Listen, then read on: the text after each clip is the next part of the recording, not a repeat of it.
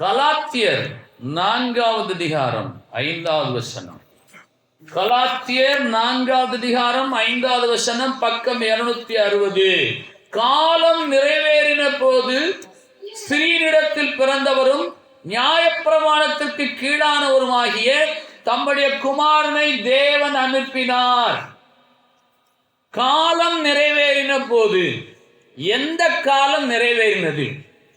இயேசு கிறிஸ்து பிறப்பார் என்று சொல்லி 1100 வருடங்களுக்கு முன்னதாகவே உரைக்கப்பட்ட தீர்க்க தரிசனம் நிறைவேறினது.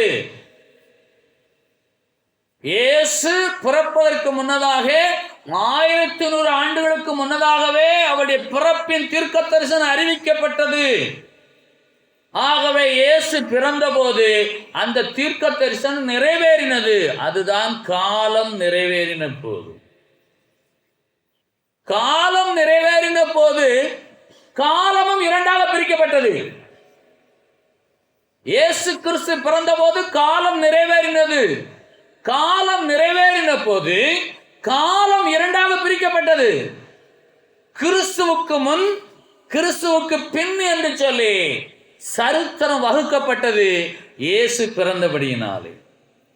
ஆகவே இன்றைக்கு நாம் கிபி என்ற வார்த்தையில இருக்கிறோம். யாராக இருந்தாலும் ஒரு பத்திரப்பதிவு செய்யும் போது கிறிஸ்துவுக்கு பின் 2023 வருஷம் டிசம்பர் மாதம் 26வது நாள் இந்த பத்திரப்பதிவை செய்கிறோம் என்று சொல்லாமல் இருக்க முடியாது. அவர்கள் உணர்ந்தாலும் உணராவிட்டாலும், ஏற்றுக்கொண்டாலும் ஏற்றுக்கொள்ளாவிட்டாலும் கிபி என்பது உண்மை, கிமு என்பது உண்மை. ஏனென்று கேட்டால் காலம் நிறைவேறின போது காலங்கள் இரண்டாக பிரிக்கப்பட்டது. இதை before Christ BC, after Christ என்று சொன்னால் ஏசி என்று சொல்ல வேண்டுமே. ஏன் ஏடி என்று சொல்லப்படுகிறது? ஏடி என்றால் அன்னோ டொமினி என்று ஒரு லத்தீன் வார்த்தை. அந்த அன்னோ டொமினி என்ற வார்த்தைக்கு விளக்கம் அது கடவுளின் ஆண்டு என்று விளக்கம். இயேசு கிறிஸ்து பிறந்த ஆண்டு கடவுளின் ஆண்டு என்று சொல்லி அன்னோ டொமினி. ஆகவே ஏடி என்று கணக்கிலே கொள்ளப்படுகிறது. சிறிடத்தில் பிறந்தவர், காலம் நிறைவேறின போது சிறினிடத்திலே பிறந்தவர். அவர் எப்படிப்பட்டவர்? நியாயப்பிரமாணத்திற்கு கீழானவர். தம்முடைய குமாரனை அப்படிப்பட்டவரை பிதாவாகிய தேவன் அனுப்பினார். யோபு 14:1, ஸ்திரீனிடத்தில் பிறந்த மனுஷன் வாழ்நாள் குறுகினவனும் சஞ்சலம் நிறைந்தவனுமாய் இருக்கிறான் என்று வேதம் சொல்கிறது. இங்க ஸ்திரீனிடத்தில் பிறந்தவரோ என்றால் அவர் என்றென்றைக்கும் வாழ்ந்திருக்கிறவர். காரணம் என்ன என்று கேட்டால், ஸ்திரீனிடத்தில் பிறந்த மனுஷன் வாழ்நாள் குறுகினவன், ஸ்திரீனிடத்தில் பிறந்த மனுஷ குமாரனோ வாழ்நாள் நீண்டவராக இருக்கிறார். அவருக்கு குறுகின காலங்களே கிடையாது. ஆகவே சில இடத்துல நான் கேட்பேன், கடவுளுக்கு வயது என்ன சொல்ல முடியுமா? அதிர்ச்சியான கேள்வியா இருக்கிறதே. ஒருவராலும் சொல்ல முடியாது. கடவுளுக்கு முதுமையே கிடையாது. அவர் வளர்ந்து தேய்கிறவர் அல்ல, அவர் இருக்கிற வண்ணமாகவே இருக்கிறவர். ஆகவே அவர் ஒருவரும் ஒரு கால குறிப்புக்குள்ளாக, அடக்கத்துக்குள்ளாக கொண்டு வர முடியாது. ஆகவே கடவுளுக்கு வயது என்ன என்று கேட்டால் ஒருவராலும் சொல்ல முடியாது. ஏனென்றால் அவர் குறுகின ஆயுளை உடையவர் அல்ல, அவர் என்றென்றைக்கு இருக்கிற வண்ணமாகவே இருக்கிறவர். நீங்கள் உங்களுடைய புகைப்படங்களை பிறந்ததிலிருந்து ஒரு திருமண வயது வரை அப்படியே வரிசையாக அடுக்கி பாருங்கள். படங்களை வரிசையாக அடுக்கி பார்க்கிறீர்களானால் இது நான் தானா என்ற கேள்வி உங்களுக்கு உண்டாகும். நாம் வளர்ந்து தேய்கிறவர்கள். அவரோ என்றால் இருக்கிறவனமாக இருக்கிறவர். சிறிடத்தில் பிறந்த அவரோ என்றால் என்றென்றைக்குமே இருக்கிறவராக இருக்கிறார். நாம் முன்பு இருந்ததில்லை, இப்பொழுது இருக்கிறோம், இனிமேல் இருக்க போவதில்லை. ஆனால் அவரோ என்றென்றைக்கும் இருக்கிறவராக இருப்பார். அவருடைய பிறந்தாள் மாத்திரம் என்றைக்குமே நகர்ந்து கொண்டே இருக்கும். அல்லேலூயா. நாம் எல்லாம் இருக்கிறோம், நம்முடைய பிள்ளையுடைய முகத்தை பார்க்கிறோம். அவருடைய பிள்ளைகள் முகத்தை நிச்சயமாக பார்ப்போம். அதுக்கடுத்த பிள்ளையுடைய முகத்தை காட்டினால் பார்க்க முடியாது. காரணம், கண் மங்கி போகும். அதுக்கடுத்த பிள்ளை வரும்போது நாம் இங்கே இருக்க போவதில்லை. அதுக்கடுத்த பிள்ளை வரும்போது நாங்களாம் மறக்கப்பட்டு போவோம். அதெல்லாம் உண்மைதானே? எப்படி? ஆனால் அடிக்கடி சொல்லுவேன், நம்ம தாத்தாவை நமக்கு தெரியும், தாத்தாவுடைய தாத்தாவை சிலருக்கு தெரியும். அந்த தாத்தாவுடைய தாத்தாவை யாருக்கு தெரியும்? எதுக்கு டியூப்லைட்லாம் பேர் எழுதிக்கிட்டு, டியூப்லைட்ல பேரு, ஃபேன்ல பேரு, எது வாங்கினாலும் பேர் எழுதி, இந்த பேரெல்லாம் எவ்வளவு நாளைக்கு? என்னென்றைக்குமே இருக்கிறவராக இருக்கிறவர், ஸ்திரத்தில் பிறந்தவர் இயேசு கிறிஸ்து நியாயப்பிரமாணத்திற்கு கீழானவர் என்று எழுதப்பட்டிருக்கிறது. நியாயப்பிரமாணம் என்ன சொல்ல என்று சொன்னால், பாவம் செய்யாதிருப்பாயாக என்று சொல்லுகிறது. இயேசு கிறிஸ்து பாவமே செய்யாதவர், அதனால நியாயப்பிரமாணத்துக்கு உட்பட்டவர், கீழானவர் என்று சொன்னார். யூ ஆர் அண்டர் அரெஸ்ட் என்று சொல்லி காவல்துறையிலே சொல்வார்கள். You are under arrest. அந்த சட்டத்தின் கீழ், அதன் கீழாக, அண்டர் என்றால் கீழாக, நான் உன்னை கைது செய்கிறேன் என்று சொல்வதை போல, நியாயப்பிரமாணத்திற்கு கீழானவர் இயேசு என்று சொன்னால் நியாயப்பிரமாணத்திற்கு உட்பட்டவர். அந்த நியாயப்பிரமாணம் என்ன சொல்வது? பாவம் செய்யாதிருப்பாயாக என்று சொல்லுகிறது. இவரிடத்தில் பாவமே இல்லை. ஆகவே இயேசு என்ன சொல்கிறார்? என்னிடத்தில் பாவம் உண்டென்று யார் என்னை குற்றப்படுத்தக்கூடும்?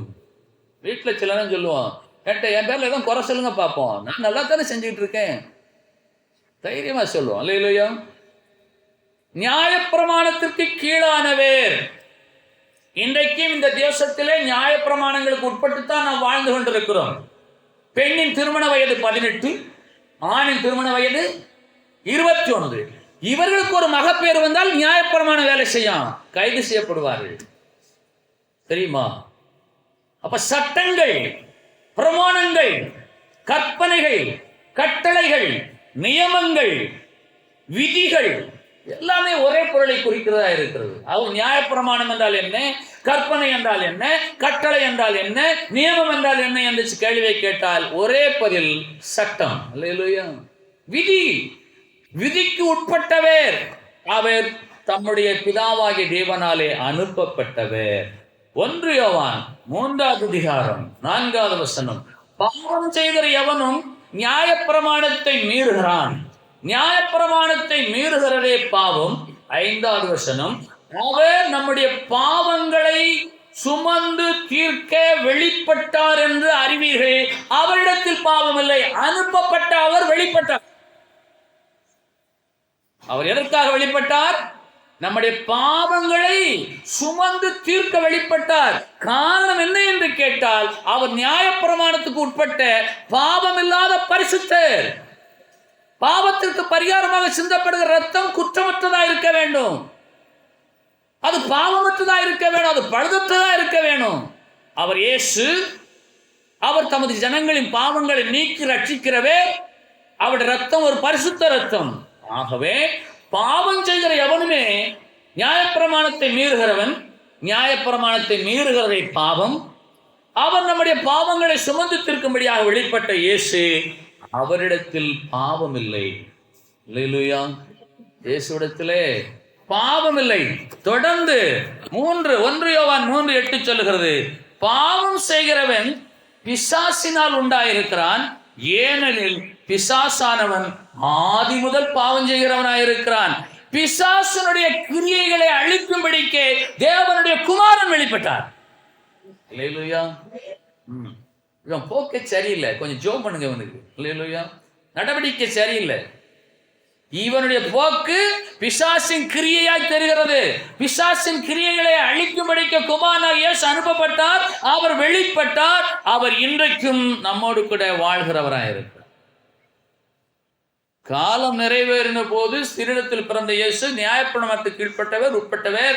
அவர் தம்முடைய குமாரனை அனுப்பினார். அந்த குமாரனை இயேசு வெளிப்பட்டது எதற்காக என்று சொன்னால், நம்முடைய பாவங்களை சுமந்து தீர்க்க வெளிப்பட்டார். அவர் தேவனுடைய பிள்ளையாகியவர் பிசாசின் கிரியைகளை அழிக்கும்படிக்கு வெளிப்பட்டார்.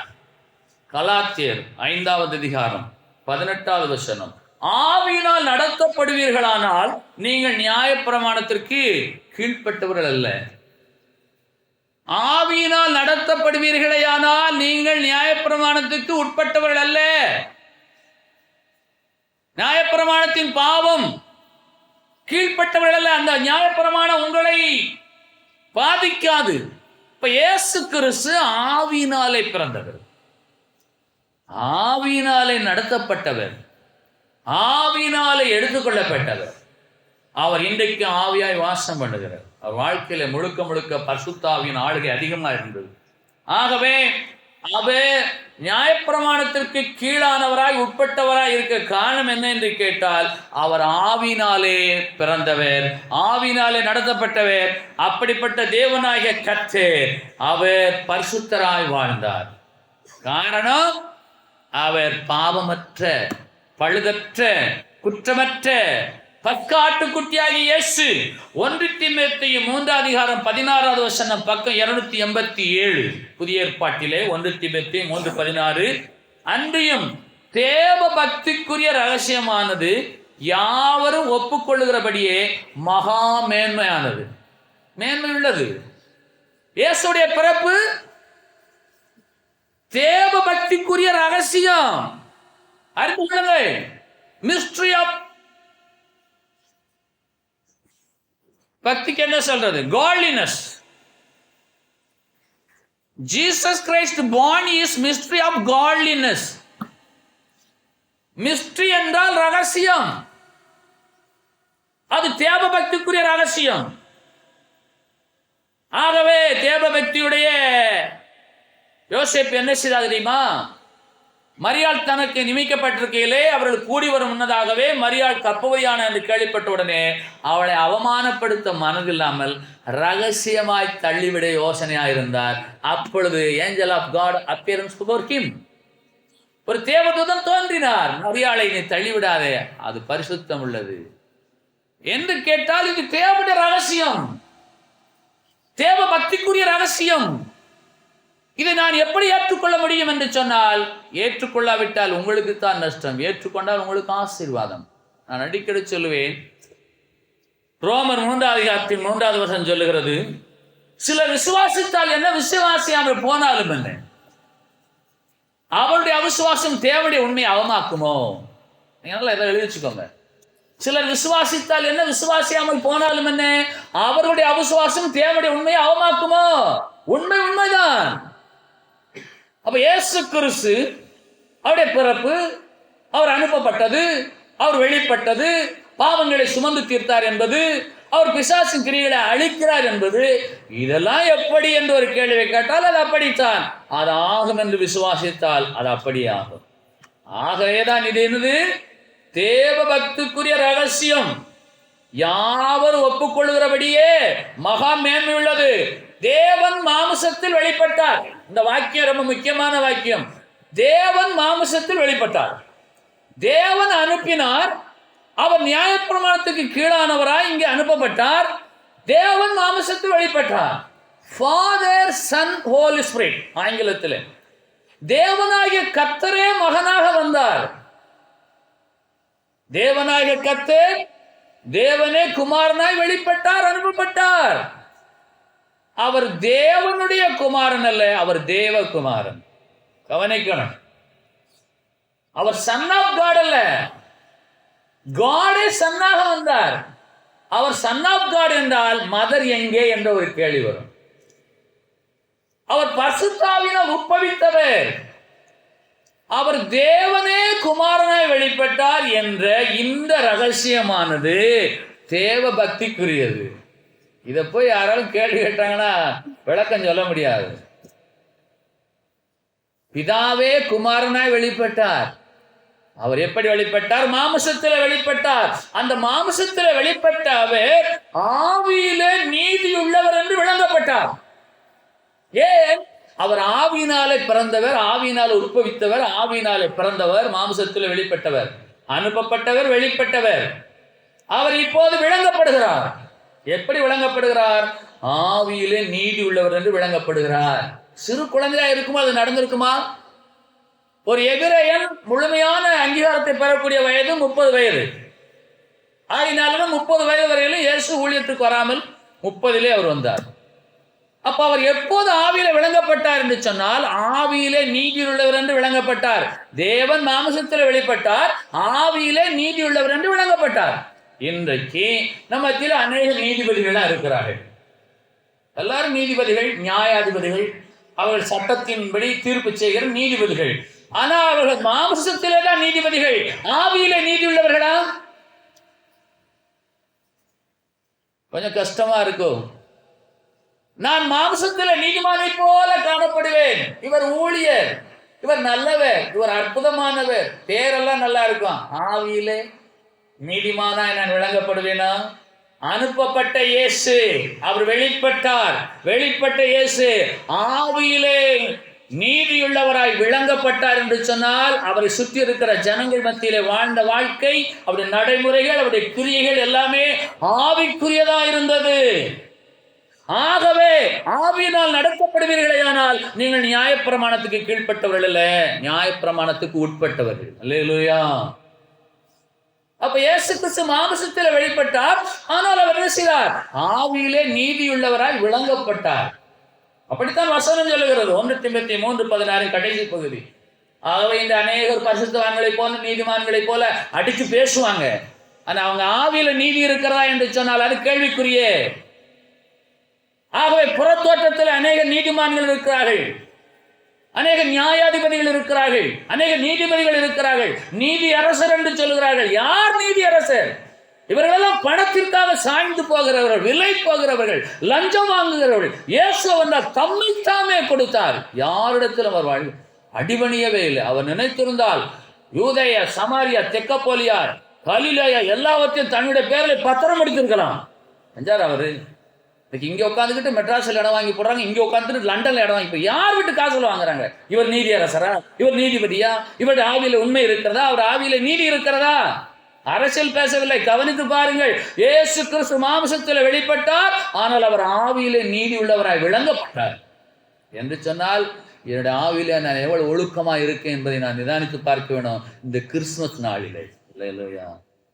யாரெல்லாம் ஆவியில நீதி உள்ளவங்களா இருக்கணும் யாருக்கு தெரியும்? சொல்லுங்க, யாருக்கு தெரியும்? அவங்களுக்கு தெரியும், பிசாசுக்கு தெரியும். நீ ரொம்ப யோக்கியமாக பேசுற, பொறாமை, சூது, கபடம், வஞ்சனை, மூர்க்கம், இந்த குணங்களெல்லாம் இருந்தா ஆவியில நீதி கிடையாது. பொறாமையே படாதங்க. அல்லேலூயா. வந்தவொடனே யார் யார் சேலையெல்லாம் பார்த்தீங்க? சகோதரிகளுக்கு இதே வேலை. வந்தவொடனே ட்ரெஸ் நல்லா இருக்கா? என்ன வேலைக்காக நீங்க? நாங்கள் பாஸ்டர்மாவுக்கு ஒரு ட்ரெஸ் எடுத்து கொடுத்துருக்கேன், அதோட விலையோட சேர்த்து இன்னொரு சைவரை சேர்த்துக்கோன்னு ஒரு அம்மா ஐடியா கொடுத்துருக்காங்க. எப்படி ஐடியா? ஆனால் நம்ம எந்த பேண்ட் ஷர்ட் போட்டாலும் யாரும் கேட்கறது இல்லை. அது நல்லாவும் இருக்கு. ஒரே பேண்ட்டை ஒரு வாரமாக போட்டிருந்தாலும் இன்னும் இது புது பேண்ட் மாதிரி தெரியலையே. ஆவியிலே கபடம், சூது, வாது, வஞ்சனை, பொறாமை இருந்தால் அவன் ஆவியிலே நீதி உள்ளவனே அல்ல. இயேசு கிறிஸ்து குறித்து அற்புதமாய் சொல்லக்கூடிய வசனம் இருக்கு, கவனிங்க. என்னை விசுவாசிக்கிறவன் என்னிலும் பெரிதானவைகளை செய்வான். யாரும் சொல்லுவாங்களா அப்படி? யோசிச்சிருக்கீங்களா? அதனால யாரை பார்த்தாலும் என்னோட உயர்வாத்தான் இருப்பேன். என்ன சில பேர் வந்தால் இன்னும் நினைச்சு போட்டோம், ஐயா சோத்த நல்லா இருக்கீங்களா, வலியே பேசும்போது இவன் ஒண்ணுமில்லாமல் சொல்லுவேன் நினைக்காங்க.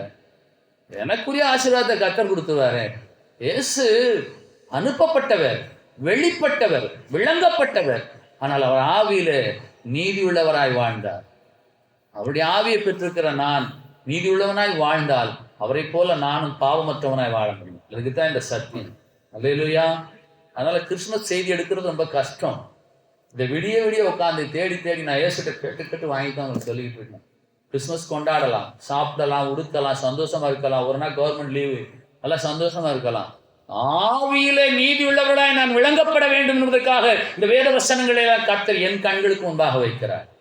சில உயர் பதவியில் இருக்கிறவர்கள், அதிகாரத்தில் இருக்கிறவர்கள் கர்த்தரை இயேசுவை ஏற்றுக்கொண்டபடினாலே அவருக்கு முன்பாக வரக்கூடிய அந்த அரசு தஸ்தாவேஜுக்கள், ஆவணங்கள், என்னாலே இது தாமதமாகக்கூடாது, இதற்கு நான் உடனே என் கையொப்பத்தை இடுவேன். எத்தனை அதிகாரி இருக்காங்க தெரியுமா?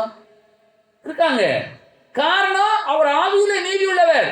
இதே உலகத்திலே பாவத்திலே உழந்து பாவத்திலே வாழ்ந்து சொல்லுவான், அவன் வந்து என்னை பார்க்கட்டும், வரவே இல்லை. யார் அவன்? இவன் ஆவியிலே நீதி உள்ளவனா? நடைமுறை வாழ்க்கையிலே உங்களை தேடி யாராயில் வந்தா மனசார வாங்க, என்ன வேணும்னு கேளுங்க. அப்பதான் உங்க ஆவியில நீங்கள் நீதி உள்ளவர்கள். எதுக்கு சொல்றேன்னா, பொறாமை, போட்டி, வஞ்சனை, சூது, கபடம் இதெல்லாம் உள்ள இருந்தால் நீதி கிடையாது. அது ஆவியில நீதி கிடையாது. நிறைய பேர் இங்க இருந்துகிட்டு அங்க பார்க்கலாம், அவன் அங்க இருந்துகிட்டு இங்க பார்க்க. என்ன வாழ்க்கை? கர்த்தர் நாம் எங்க இருக்கணுமோ அங்க வச்சிருக்கார். நல்லா கவனிங்க. இயேசு கிறிஸ்து எங்கே பிறக்க வேண்டும்? அவர் யாரிடத்திலே பிறக்க வேண்டும்? அவர் எப்படிப்பட்டவரை பிறக்க வேண்டும்? அவர் என்ன செய்ய வேண்டும்? அப்படி முடிவு என்ன? 5 விதங்கள். இதுதான் தேவனாய் கர்த்தரை தெரிந்து கொள்ளுதல்.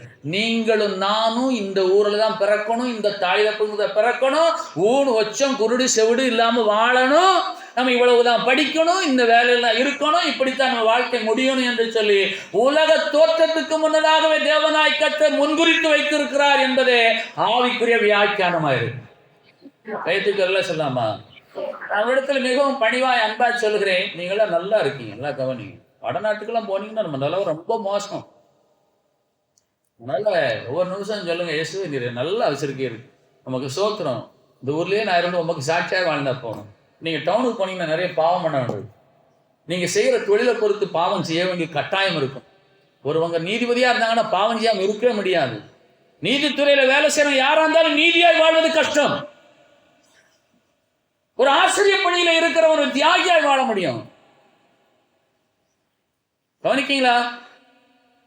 அதனால நீங்க அப்படி ஜெபம் பண்ணுங்க, இயேசுவே நான் எந்த சூழலிலும் என் ஆவியிலே நீதி உள்ளவனாய் காணப்பட என்னை நடக்கும் என்று சொன்னால் நீங்கள் விரும்பினால் அவர் தருவார்.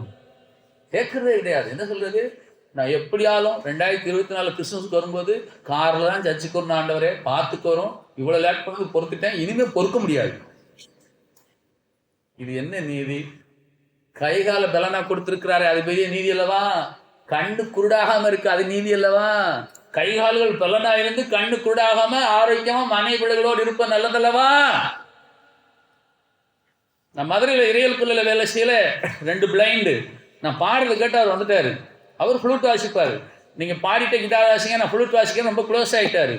அவர் தான் பார்வை இல்லாதுன்னு பார்த்தா அவர் மனைவியும் பார்வை இல்லாதது. அவங்க என்ன செய்வாங்கன்னா கயிறு எடுத்து கொடுப்பாரு. கயிறு இருக்கிற ஒரு டிபார்ட்மெண்ட் அங்கே இருக்கு, ஸ்லம் டெவலப்மெண்ட்ல. அந்த தேங்காய் நாரை கொண்டு போட்டுருவாங்க. அவர் எடுத்து இப்படியே விடுவார். ஒரு மனைவி அப்படியே போகும். இவர் சுத்த கயிறை இவர் சுற்றுவார். அது கயிறு விட்டு திரிக்கும். அது எப்படி எவ்வளோ நீளத்தை எப்படி கணக்கு போனீங்கன்னு கேட்டேன். அது சொல்லுவது, நான் அப்படியே பின்னாடியே ஸ்டெப்ஸ் வச்சுட்டே போனேன்னா கரெக்டாக நின்றுவேன் எண்ணிக்கிட்டே. இதை சிரிக்க வேணும், அவர் சுத்தம் வேணும், எண்ணம் வேணும். அவங்களுக்கு ஒரு பிள்ளை பிறந்த உடனே அவர் கேட்டிருக்காரு, என் பிள்ளைக்கு கண்ணு நல்லா இருக்கா பார்க்க. புரியுது அவங்களுக்கு? ரொம்ப க்ளோஸ். அவரு எல்லாத்தையும் உதவிட்டு வந்தாச்சு, யாரும் தொடர்பு கிடையாது. இப்போ கண்ணு தெரியாத மனிதன், கண்ணு தெரியாத மனுஷி கணவன் மனைவி ஆகிறார்கள். என் பிள்ளைக்கு கண்ணு தெரியுதா? நமக்கு கண்ணு ஒழுங்கா இருப்பதே ஒரு ஆசீர்வாதம் இல்லையா? இந்த கண்ணு தானே எல்லா சாபத்துக்கும் பாவத்துக்கும் கேட்டுக்கும் வழிவகுக்குது. அப்போ இயேசு கிறிஸ்து நமக்கு ஒத்தாசம் பருவங்களுக்கு நான் கண்களை அருள். யாரெல்லாம் ஒவ்வொரு நாளும் இயேசுவை நோக்கி பார்க்குறோம்? பக்கத்து வீட்டுக்காரனை பார்க்கறது, கூட வேலை செய்யறவனை பார்க்கறது, உடன் பிறந்தவனை பார்க்கறது, மாம மச்சானை பார்க்கறது, மனைவி வீட்டை பார்க்கறது, இது எல்லாமே ஆவியில நீதி கிடையாது. நீங்க யாரை பார்க்கணும்னா இயேசுவை தான் பார்க்கணும். அனுப்பப்பட்டவர், வெளிப்பட்டவர், விளங்கப்பட்டார். யோவான் 3:6 பக்கம் 127. மாமிசத்தினால் பிறப்பது மாமிசமாயிருக்கும், ஆவியில் பிறப்பது ஆவியாயிருக்கும். இயேசு கிறிஸ்து ஆவியில பிறந்தபடியினாலே அவர் ஆவியானவராய் இன்றைக்கு நம்மோடு கூட இருப்பார். நம்முடைய சிந்தனைகள் எல்லாம் மாமிசத்துல பிறந்தா நம்ம மாமிசமாத்தான் இருக்கும். ஆவியில பிறக்கணும். என் கர்த்தர் என்னை இப்படி வைத்திருக்கான்னு சொல்ல நோக்கம் இருக்கிறது. அதை யோசிங்க, அது ஆவியின் சிந்தனை. அல்லேலூயா. மாமிச சிந்தை மரணம், ஆவியின் சிந்தையோ ஜீவனும் சமாதானமும். மாமிசத்தில் பிறப்பது மாமிசமாயிருக்கும், ஆவியில் பிறப்பது ஆவியாயிருக்கும். 1 யோவான் 4:9 தம்முடைய ஒரே பேரான குமாரனாலே நாம் பிழைக்கும்படிக்கு தேவன் அவரை இவ்வுலகத்தில் அனுப்பினதினால் தேவன் நம்மேல வைத்த அன்பு வெளிப்படுத்தப்பட்டிருக்கிறது. ஏன் அனுப்ப வேண்டும்? ஏன் அவர் வெளிப்பட வேண்டும்? ஏன் அவர் விளங்கப்பட வேண்டும்? தேவன் நம்மேல் வைத்த அன்பை விளங்க பண்ணும்படியா தமது குமாரன் இயேசுவையே கொடுத்தார். கொடுத்தார் என்று சொன்னால் அவர் பட்ட துன்பங்கள் எத்தனை, வேதங்கள் எத்தனை. மரியாளுக்கு எல்லாமே தெரியும், தெரியுமா? அவர் பட போகிற பாடுகளை மரியாளுக்கு நிச்சயமாக தேவதூதன் சொல்லி இருக்க வேண்டும். மரியாளோ அந்த சங்கதிகள் எல்லாம் தன் இதயத்தில் வைத்து சிந்தனை பண்ணி கொண்டிருந்தால், இயேசுவை கைது பண்ணும்போது தாய் என்ன பாடுபட்டு இருப்பாங்க? மாம்சத்தில் ஒருத்தர் இருக்கும் இல்லையா? இயேசு கிறிஸ்து அடித்து துன்புறுத்தும் போது அது எவ்வளவு அழுதுருப்பாங்க அந்த அம்மா. மகனே, உன்னை பெற்றதுக்கு நான் படக்கூடிய வேதனை என்ன என்று சொன்னால், நம்முடைய தாய் தகப்பனுக்கு ஒரு ஆறுதலான மகனாய் நாம் காணப்பட வேணும். காணப்படலாமா? ஆவியில நீதி உள்ளவர்களாய் நீங்கள் வாழ்ந்தால் தேவனாகிய கர்த்தர் வைத்த அன்பை போல உங்கள் தாயுடைய அன்பு உங்களிலே வெளிப்படும். வேதம் என்ன சொல்லுகிறது?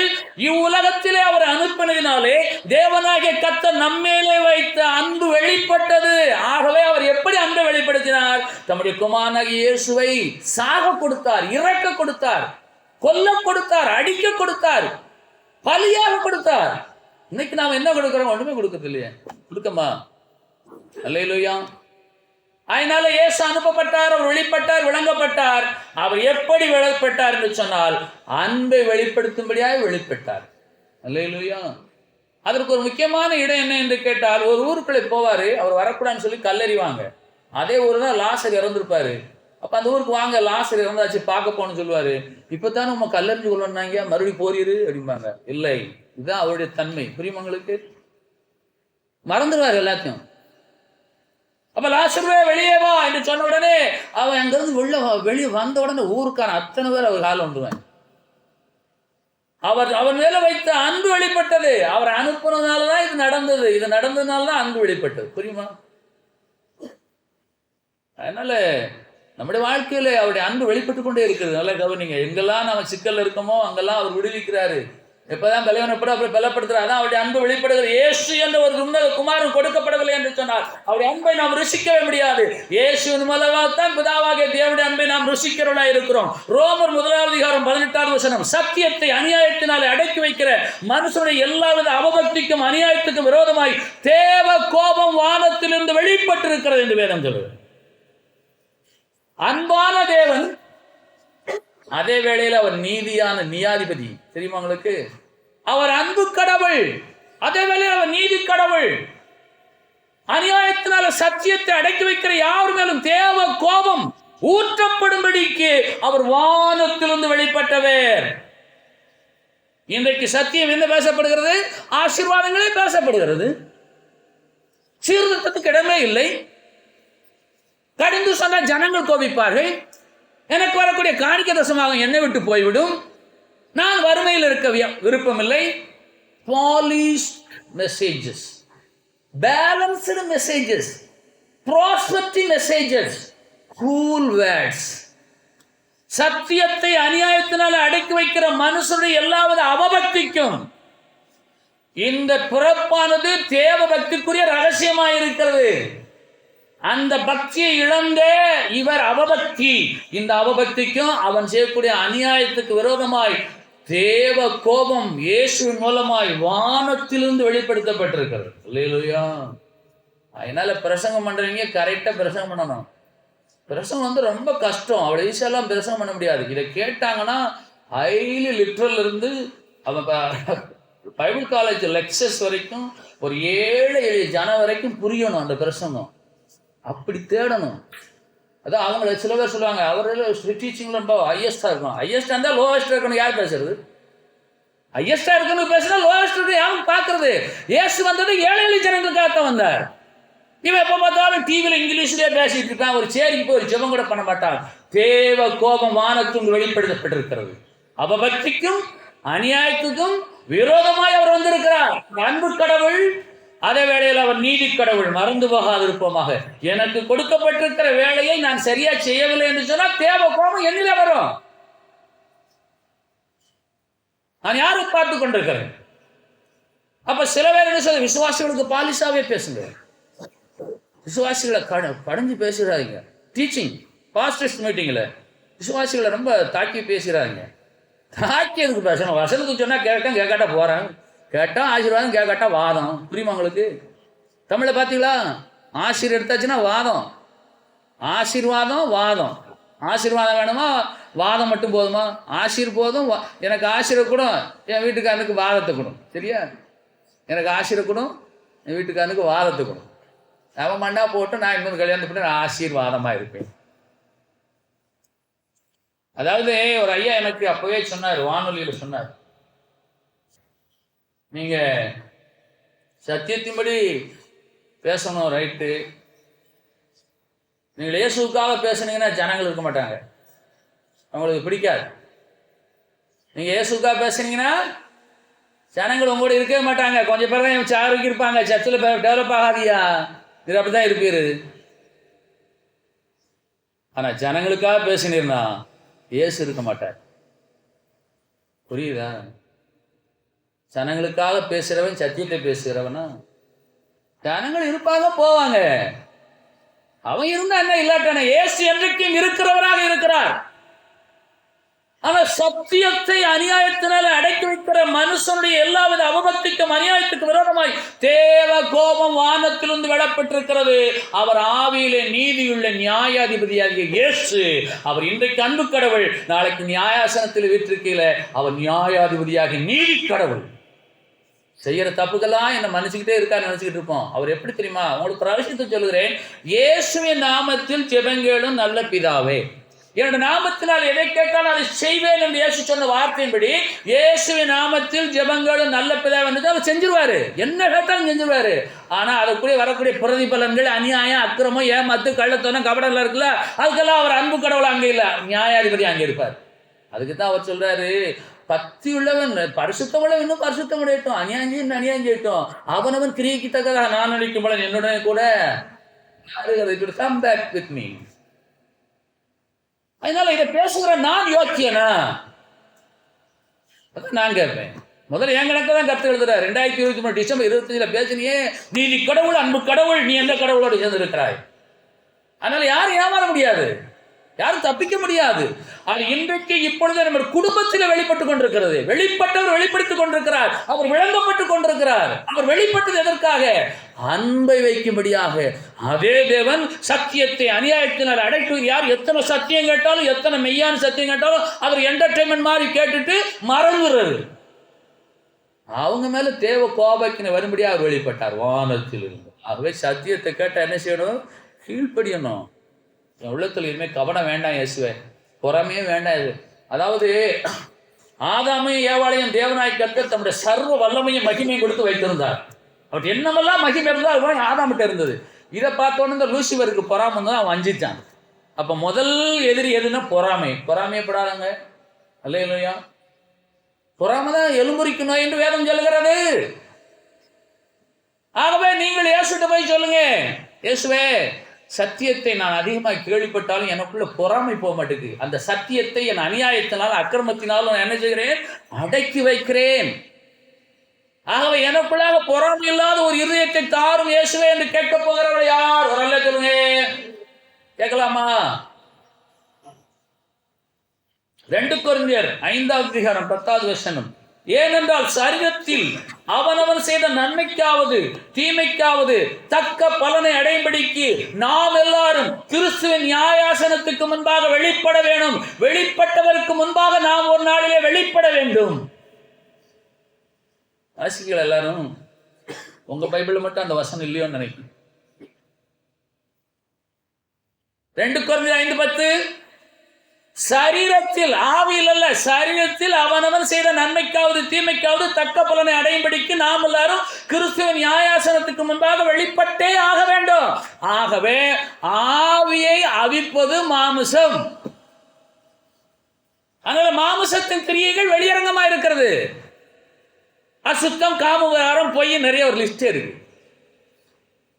அப்ப இந்த மாமிசத்தை என்ன செய்யணும்? மாமிசத்தில் வெளிப்பட்ட இயேசு ஆவியில நீதி உள்ளவராயிருந்தார். அவர் ஆவியானவர் நடத்தப்பட்டவே.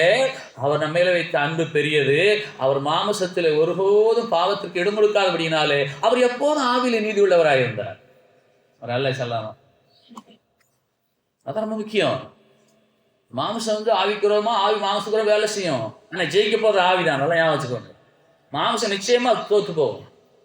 ஆகவே ஏசாயா 42:3 அவர் நெறிந்த நாணலை முறியாமலும், பக்கம் 847 பழைய ஏற்பாட்டிலே ஏசாயா 42:3 அவர் நெறிந்த நாணலை முறியாமலும் மங்கி எறிகிற திரியை அணையாமலும் நியாயத்தை உண்மையாக வெளிப்படுத்துவார். வெளிப்பட்டவர் வெளிப்படுத்துவார் உண்மையை, நியாயத்தை.